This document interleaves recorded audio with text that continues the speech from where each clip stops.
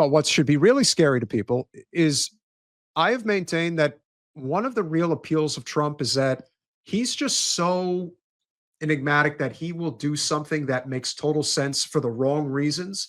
Trump wants his Nobel Prize, for example, as I've been stating. And the fact that one of the first things that he did when he won the presidency was to call Zelensky and say, we got to get to the negotiating table and end this senseless war. And so now we are faced with the prospect of, and I am not putting this on Joe Biden because Joe Biden's not there. This is not his call. All right, so we're officially starting. So you said Joe Biden. Okay. So President Blinken, as I like to say, and whoever else is in charge, is making a very dangerous call right now that the ace of spades. It's Joe. Mr. Sleepy Joe. Sleepy Joe. Is the ace of spades. And Blinken's the king. King of spades. They have decided that not only are we not going to have peace in Ukraine, we are going to do everything in our power to try to start World War III. Not a very smart move, but as it turns out, the Biden administration, as I like to say, they like to say it's President Biden, but we'll say it's the Biden administration, has approved NATO's ballistic missiles to Ukraine to be targeted into Russia. Vladimir Putin has said time and again that this is a nuclear war red line. Do not fucking cross it. They want to call his bluff. Like it's are they just that? Is it that people like Joe, he's old. How many more years does he have left? What does he care? But he's not even, he's not even saying anything. That's my point. I just don't understand. Like, but this is going to end very badly. You're gonna, you know, like, how many people very are badly. Do you know how many people you're basically daring a lot of scared progressives to now go and support Trump, and that's what they're going to do. Because if they think Trump will stop this, they're going to go support him. Now, ironically, the only reason, and this is true, the only reason that Trump or any of the people I think that have interest in stopping the war in Ukraine truly have interest in stopping the war in Ukraine is because they want those resources to be allocated to China. And so I do not have any like delusion that Trump potentially stopping the Ukraine fiasco is somehow makes him a peace president. That's just not happening. Well, let's hope that that is not the case, Space Chad. We certainly hope that that's not the case. But well, they're really hitting a hornet's nest with a baseball bat. Like to me, this is off the wall. And I am surprised that somebody somewhere hasn't taken Zelensky out yet. Well, that could be, well, you never know. That could be coming. I think he's going to get suicided. But here's what the president of Russia had to say. Дни мы видим и слышим, как на очень высоком уровне Великобритании и США муссируется тема о том, что киевский режим сможет наносить удар в территории России западными вооружениями большой дальности. И, судя по всему, это решение либо вот-вот будет принято, либо, судя по всему, вообще уже принято. И эта вещь, конечно, экстраординарная. Хотел вас попросить прокомментировать то, что происходит. So I don't translate the Russian, but what I can tell you is that what he basically was asking him is that, what are you going to do now that the ballistic missiles from Kiev are being pointed directly to Moscow? Right. How this is the guy questioning Vladimir Putin. And let me tell you, talk about a perfect screen capture. I will read Putin's answer. The English translation. Thank you. Происходит попытка There is an attempt to substitute concepts because we are not talking about authorizing or banning the Kiev regime from striking across the entire territory. It is already striking with the help of drones and other means. But when it comes to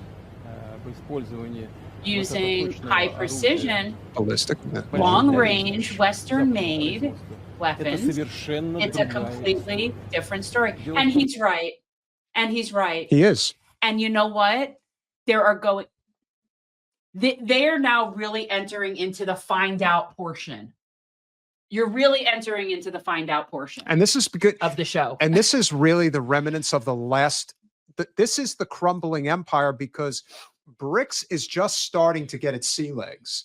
if Russia gets to the point where they are in total alliance with China, there is nothing the United States can do. Well, they already are getting to that point, but BRICS is really an economic situation, which to me is ultimately how the empire falls. The empire ultimately falls when BRICS becomes richer than us. When BRICS is able to get away from the American dollar, when they're able to actually, oh my God, trade in their own currency. How dare they? Oh my God, they want to trade in their own currencies. How dare they?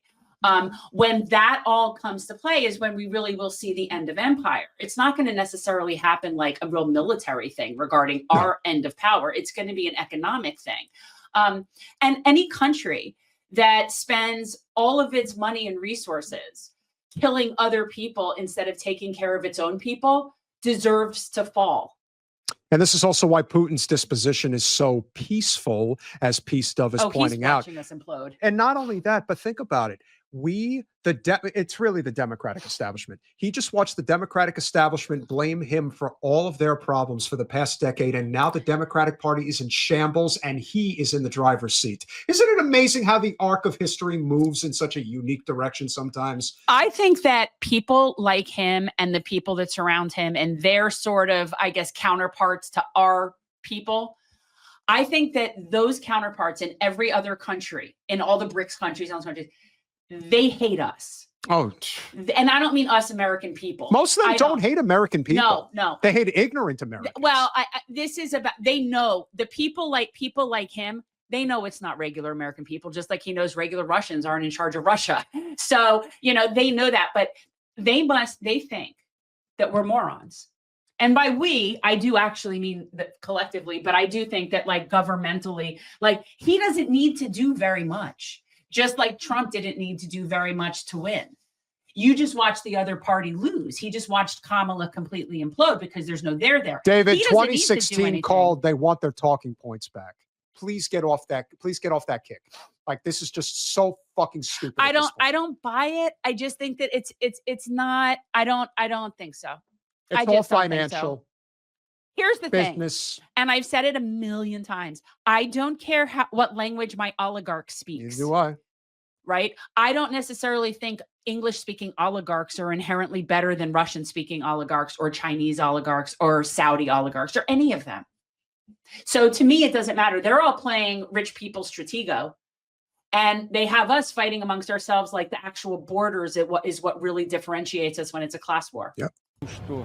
The fact that I have already mentioned this, and any experts confirm that our country in the West, the Ukrainian army, is not able to strike with modern long-range precision systems of the Western manufacturing. Cannot do this. Can only do so using intelligence from satellites, which Ukraine does not have. This is data only from EU satellites. He's saying facts. Or from the United States in general, from NATO satellites. And if it's our weapons, he's going to take care of business, as he should. I have something else to say about this.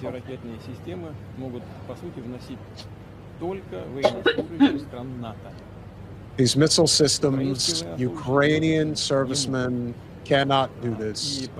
And so this is not about allowing the Ukrainian regime to strike Russia with these weapons or not. It is about deciding whether NATO countries are directly involved in a military conflict or not. It's that simple. If this decision is made, it will mean nothing other than the direct participation of NATO countries, the United States, European countries in the war in Ukraine. This is their direct participation. And this already, of course, significantly changes the very essence, the very nature of the conflict.